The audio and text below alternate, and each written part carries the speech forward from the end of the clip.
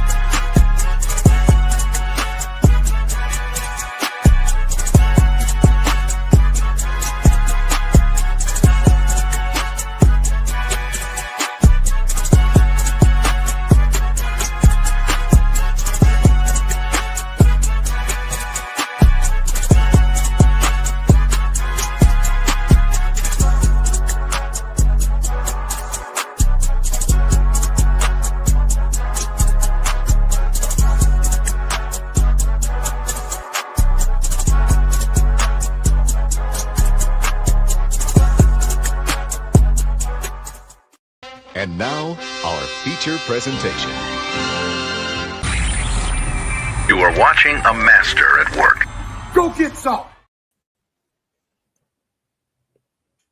Hey, how's it going? My name is Rafael Chacinas. No es el Capitán Rafucho, and join with Zion Zenith, because right now, welcome back to another episode of the Combat Club. Because if you love violence with rules, strategy, discipline, and respect, you're home. Step into the cage, grab your gloves, and enjoy the war. And make sure to subscribe to Capitán Rafucho and Zion Zenith on YouTube. So right now, it's been a whole weekend of greatness and, of course, shockingness for the UFC 325, which is the main event between Charles Oliveira versus Max Holloway for the baddest motherfucking title. And I just wanted to tell you, before I just wanted to recap all the action between Charles Oliveira versus Max Holloway.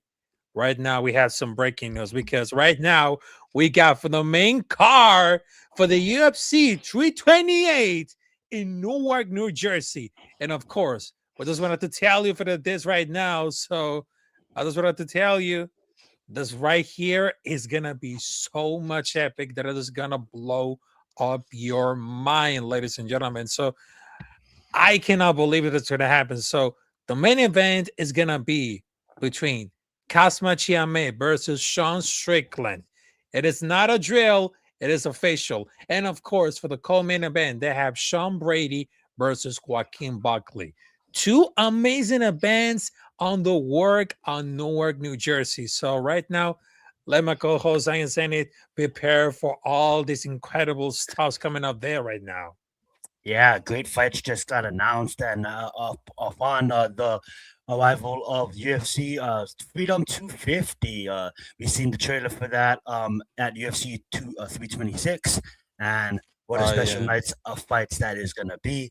I know we're gonna get into that, but we have a court to recap. And UFC 326 had its handful of some good fights, some great fights, some underwhelming fights, but we're gonna break it down for you guys today. So thank you guys so much for joining it. What's up, Michaela? Thank you so much for being here, and let's get it going. All right, so right now we can talk about between Charles Oliveira versus Max Holloway, because to be honest, right now, Max Holloway, it looks like Draco Duplessis and Jack Della Maddalena. He was very good enough to descend the soft, and that was very at all, because honestly, the first takedown where Charles Oliveira had overhooked to the literally just pick out the same game dog was pretty much nuts. Even Christian seeing the difference when they fought the first time, it was like so young, but I thought that's gonna be like a big part of the size difference. Also, there's like a grappling level, a difference, but Charles Oliveira big battle several times to get him down. He literally hugged him and piked him for round the one to take it down. You couldn't tell Oliveira they hasted like 10 pounds of Matt's in there.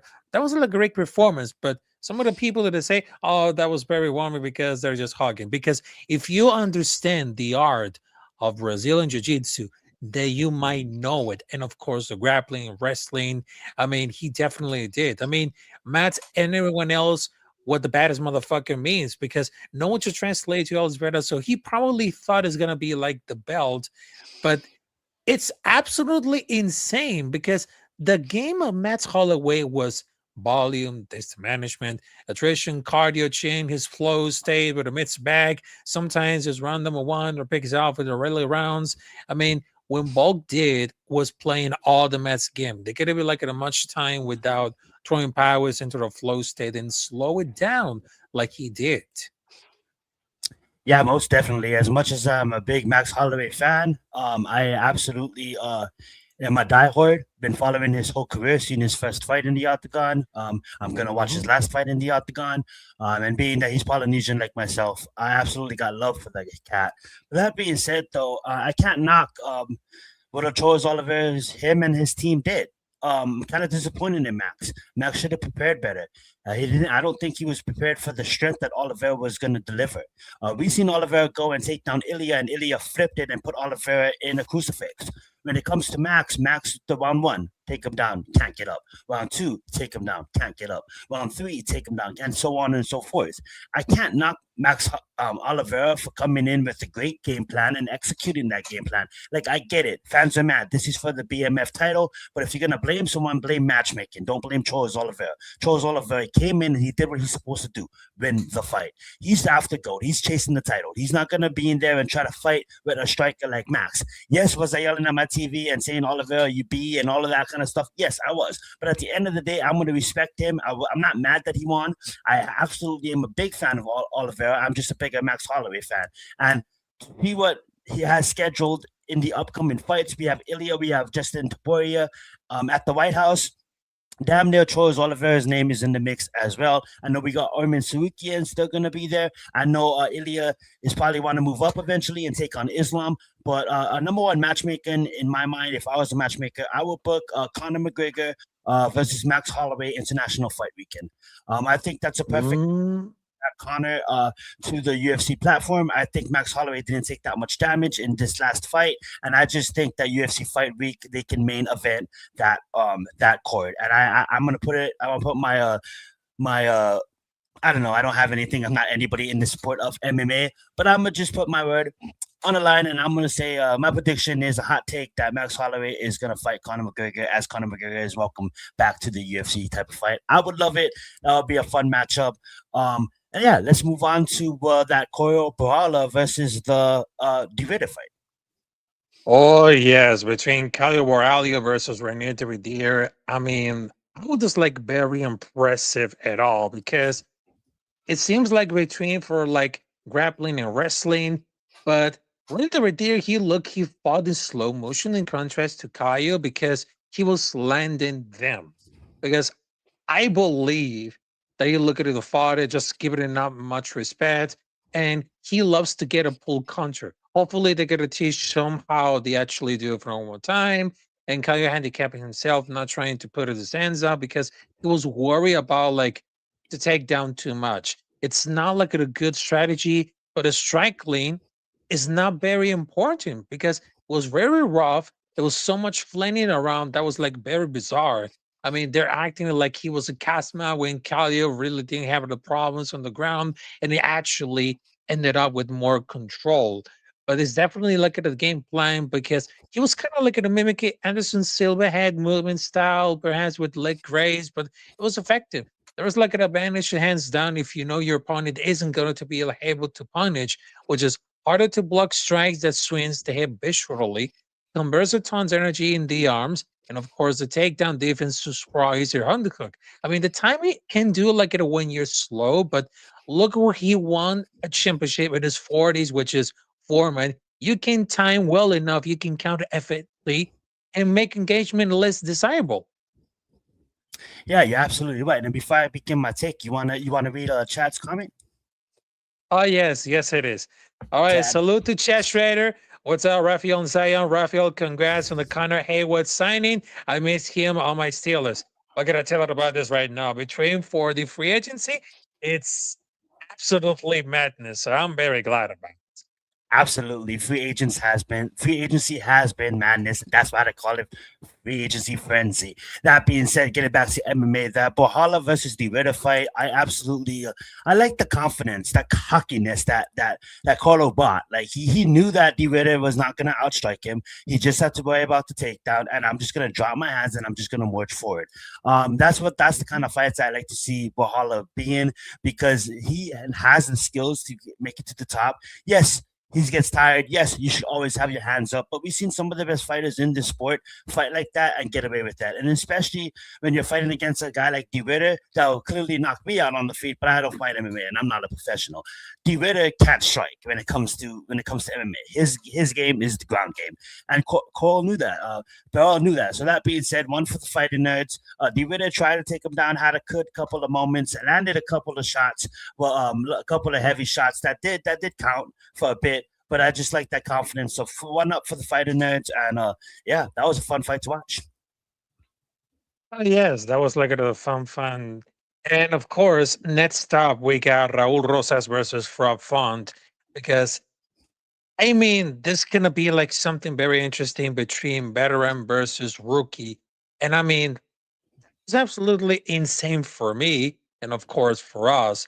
And I thought it's gonna be like really happening at all, but we've been seeing like the really before. And I had so much props to Raul Rosas Jr. as good as he is a son, young age, but UFC just keep it like Pharaoh matchups against guys who can defend a takedown and it just get it like it deserves one to enter to the top 15.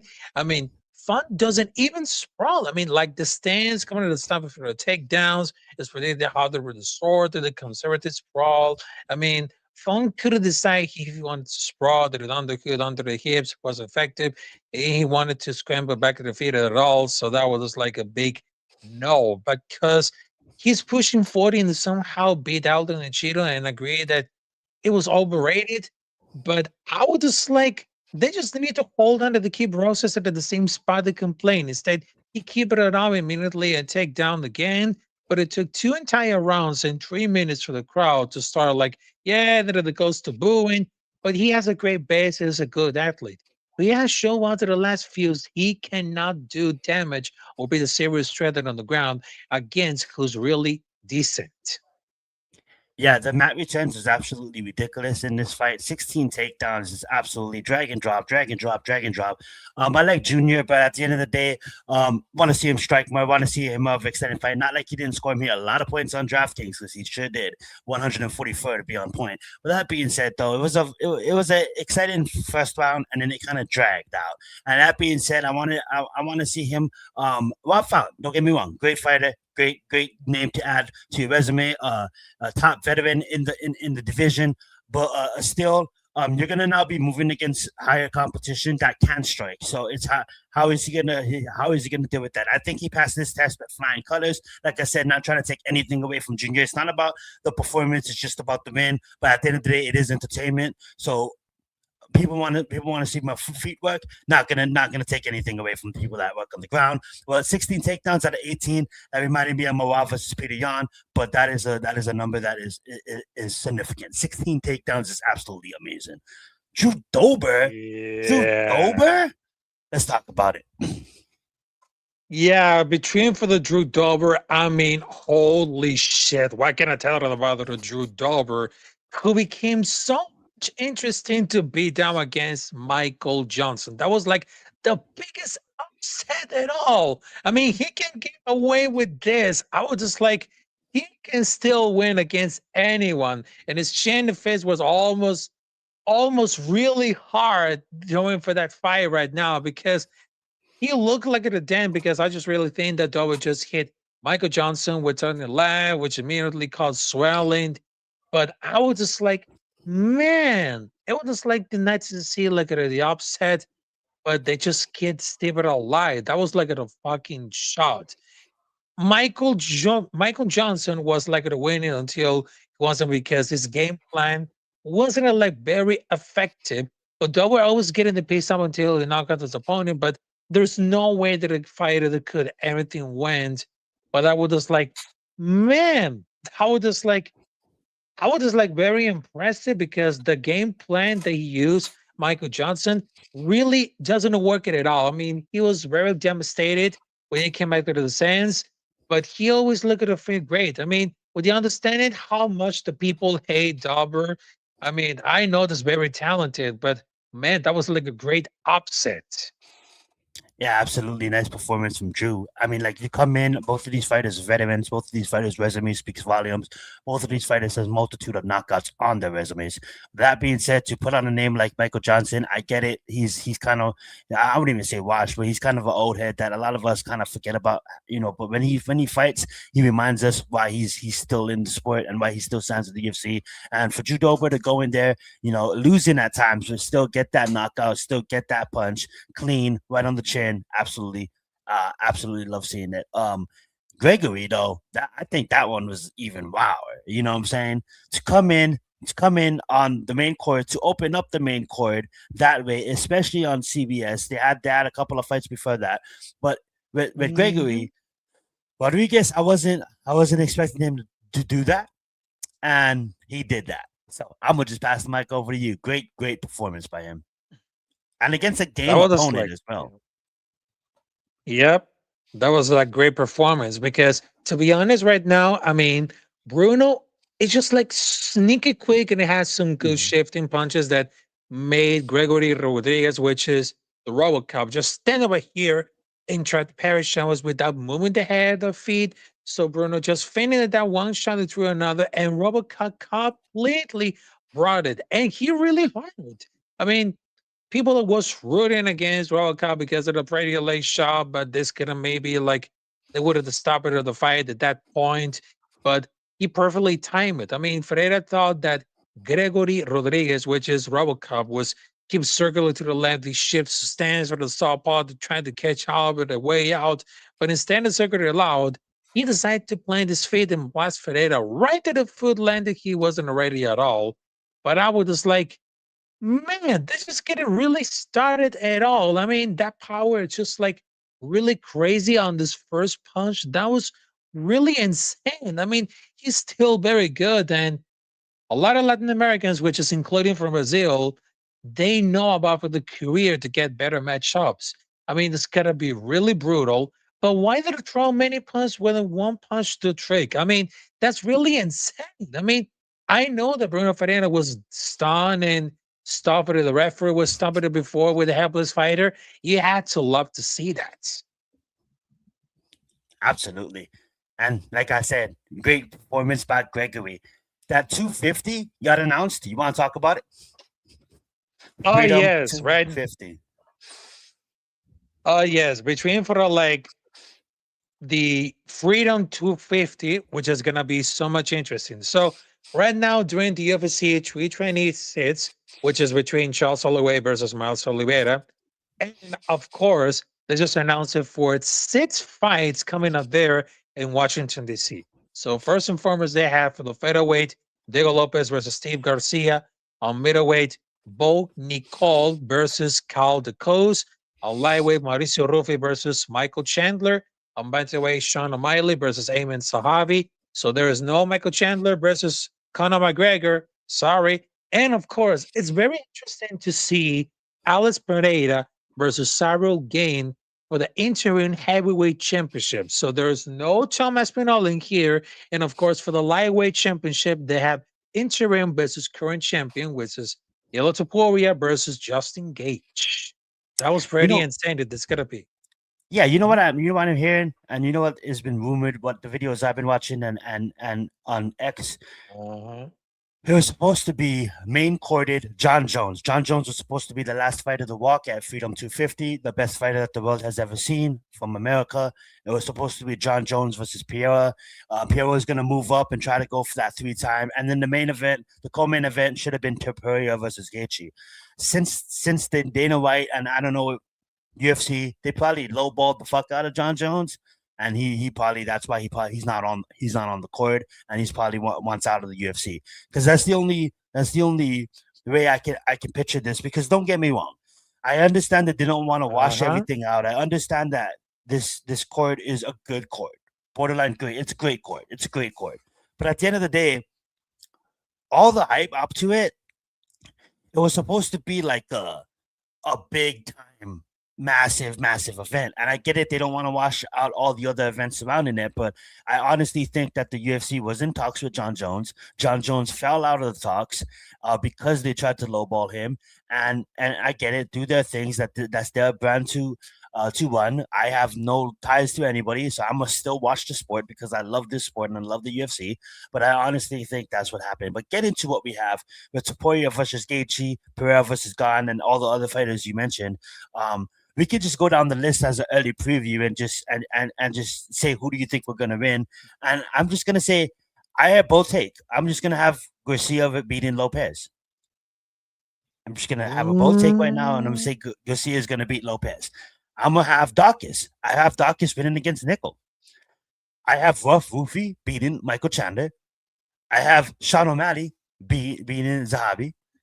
I have Pierre becoming a 3-time champion, and I have Topuria beating Justin Gaethje. Now, as the fights lead up closer to it, I might keep an eye on Justin Gaethje. I might keep an eye on Zahabi. But at the end of the day, what I feel right now, I just think Topuria is at a whole different level, and I'm happy that he gets his moment to highlight it, and I'm happy that he fights the highlight in Justin Gaethje, America's own. You know what I'm saying? Like what I did there. Go ahead, Raphael. I want to hear your fast picks. Who do you got? Run it down.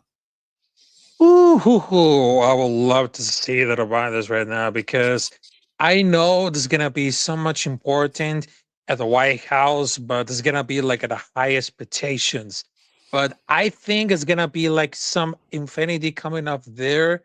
But either way, because I would love to see Alex Pereira could take over for the heavyweight championship because I know that whatever he had to decide it, but I can see like it really ended in all for like domination because I understand between for like the game plan and Alex Pereira is just like very simple, going for the power, the knockout power, and of course the nasty punches. He brought it at the end. I was just like, man, this is gonna be really interesting.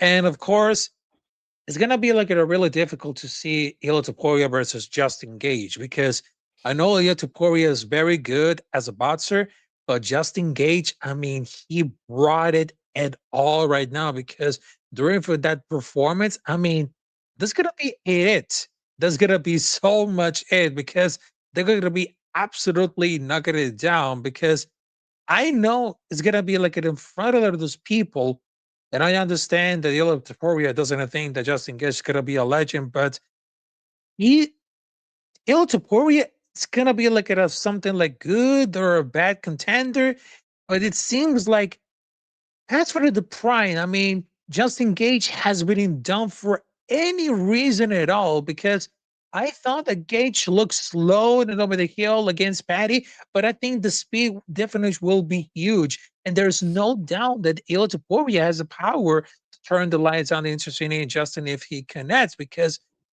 that wouldn't be like the issue because Justin has lost to Madison Charles and nearly beat both easily and never look it in trouble.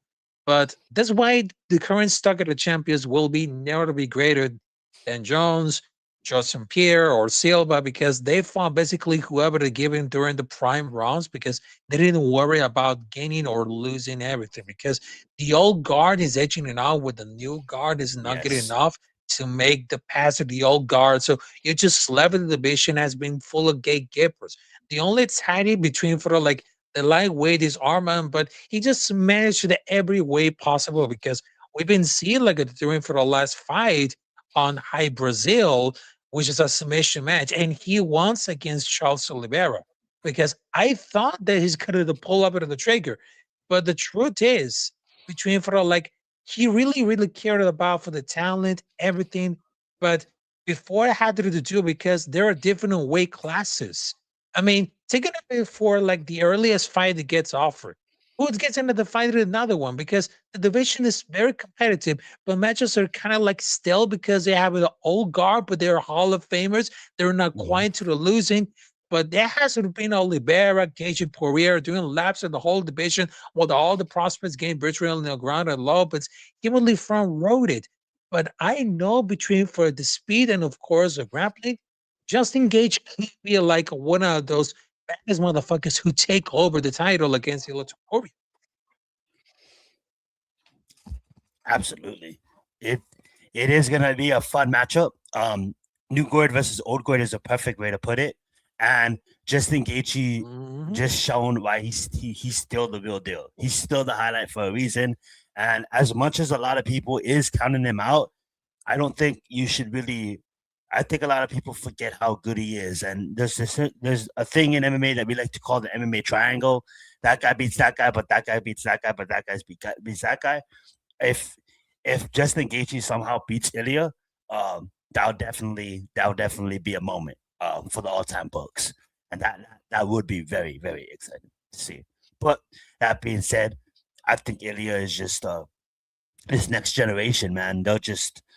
They grew up watching all these different skills and they originated their own type of fighting style and they mastered, damn near not mastered, but damn near close to Mhm. mastered every aspect of the game. And they're bringing in a more complete fighting style rather than back 20 years ago. You could just come in as boxing as your specialist and make it through the ranks a little bit more easier. Never ever trying to compare generations, but with this sport developing and all these different things that these young next generation fighters come in with, they are borderline already complete fighters in the aspects of not matured in their fighting ways, but they're coming in with way more talent that they used to in the past. And Ilya ran through the competition, took out legends, left legends in the ring, and now he has another legend to main event on the White House lawn. So that should be a fun fight. Can't wait to watch it. Yeah, that's gonna be like kind of a fun to watch, and of course, between for like all these because in addition because before that because they just wanted to put Yola Topuria versus Islam Makhachev, Mhm. but it was like a potential opponent before the bout with Gage was finalized because according to Ilia Topuria, he selected Makhachev as a preferential opponent in his present terrace in the moving off for the welterweight title in attempt to become the first ever three division champion in UFC history. But Makhachev informed the officials that injury prevent for him competing. But I know there's gonna be so much like interested at all, but I just wanted to see like it is so much important because if Ilya wins, I mean, that could happen between for Islam Makhachev versus Ilya. I don't know between for like October, November, anything could happen of this right now. But between for like the car for the White House, that could be really important because not only we can see like a lot of Americans coming up there, but also we've been seeing like some of the like Latin American, which is from Brazil, also from well Spain, and of course, well from France, also from well from Canadian, which is I know I understand about it, but there's gonna be so much interesting when it comes to see for the Freedom 250. And this is gonna be like the first time ever on a Sunday. Yeah, it is gonna be on a Sunday, and that is gonna be exciting. Freedom 250. Let's get into the fights this weekend, man. Who do you got in Josh Emmett versus Kevin? I think as much as I like Josh Emmett, as much as I like seeing him fight, I just think the age has kind of caught up with him, being 41 now. He can still go out there and can deliver a performance, but with this one, I'm gonna have to ride, bro. I'm gonna have to take the youth on this one. I'm gonna have to take Kevin. What's your thoughts on it? Ooh, that's gonna be so much interesting right now because, well, for this Saturday, right now they have Lilo Topuria versus Vallejos, but I think this is gonna be so much interesting coming up there. But I think between for the speed coming up there, I think it's gonna be so much really important coming up there. Between for like the grappling and striking, I mean, there's gonna be power versus brawling and balance. So that's gonna be like the battle. Can Josh Emmett find that knockout punch before Vallejo's let his weapon go? Because they don't think there's gonna be women see like the craziest stuff, and I don't think we're gonna see like much wrestling here. But if we do, it might be the come for Josh Emmett rather to slow down Vallecos out to output of the feed, because that's gonna be like a very simplistic fight to talking about it. Like if you can close your eyes and envision how did it go and where did it go, because they've been seeing a lot of things before. Because it reminds me of like 3 years ago between Yellow Taporia versus Josh Emmett, but it's not that really bad because Vallecas is a few behind Taporia in every degree, because I understand what happens coming up there. But between for like Emmett, he's 41 years old. He's cutting down for 1 4 states again because this is not gonna championship fight. It is gonna have to fight in front of the crowd of 10 people, later the production staff. And I know this been on the UFC for a long time. He fought for the best of the best in that division, and that's for a loss of them. Now, this taken for a younger fighter who has only 3 fights in UFC, but it's like a favorite.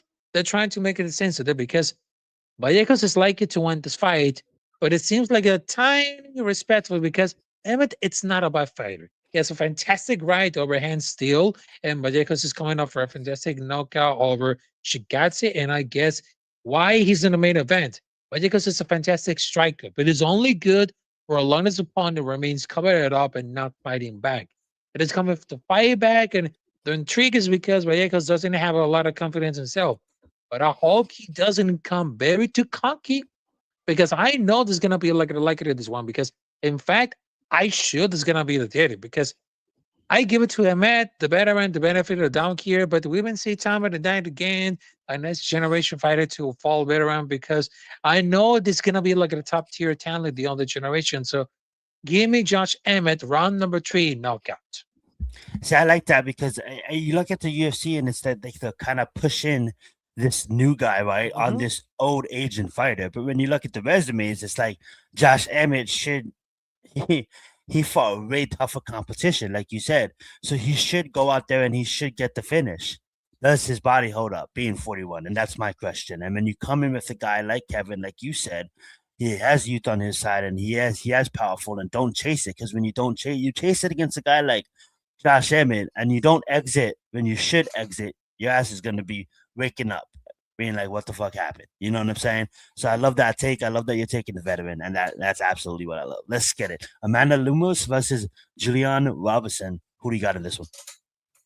Ooh, for Amanda versus Gila Robertson. Now, Mhm. this one for the co-main event, I mean, this is gonna be so much interesting because this is where Lemons should shine. But I expect a success for Lemons to be like a short supply after the first round because Lemons had the power and the skill to set to make a difficult one to Robertson. But I mean, this is Gila Robertson fight. We're not gonna see like a lot of stand-up striking here, but between for wrestling and grappling, Robertson rules to remain because she's a league ahead of Lemons here. Even Marissa after that, for the first round that he take down a 10, definitely stuff and defended by Lemons.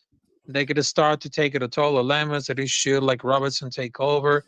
But Robertson might be like the only hope about this week because they're gonna be really excited at all.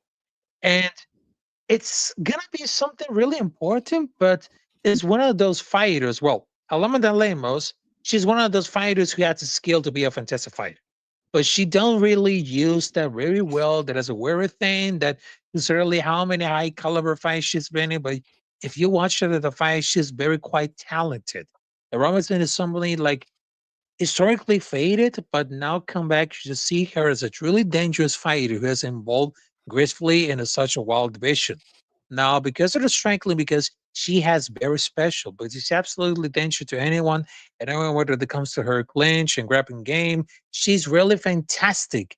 And I got Jillian Robertson because I had so much favor between for the submission game because if she's going to be really right to get on the ground, uses her suffocating pressure, activity on the ground to find opportunities for a submission or a ground and pound finish. Either way, she needs to get the fight to the ground. And she probably not as good as dangerous as she was because Jalen Robinson is simply to write about the discount. What you expect is typically what you get. She might get in the face of the resistance the first round. Rest of assured, the second round starts. There's a huge chance to take the solid opponent. So give me Jalen Robinson's submission round number 1. Yeah, I'm gonna have to agree with you. There's a theme going on to this fight night. It's a lot of veterans and a lot of aging fighters versus a lot of fighters that's streaking and a lot of young guys. And when I look at it, Julian Robinson is not a young; she's a veteran, and she is a streaking. So that being said, I just think she goes in there and she absolutely dominates Amanda Lamas. Like Raphael laid it out perfectly. There's nothing left to say really. I just kind of feel like Julian Robinson, she has been stepping up. Every time we've seen her, she has been fighting better. She has been putting all her tools in use, and I think do it. Take her down, put together a ground game that you know you can do, and submit this girl and get her out of here fast. I agree.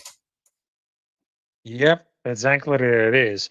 All right, so I know it's gonna be like a really important to see how much what did they go for the fight right now, but right now I just wanted to tell you thank you guys for joining at this episode of the Combat Club.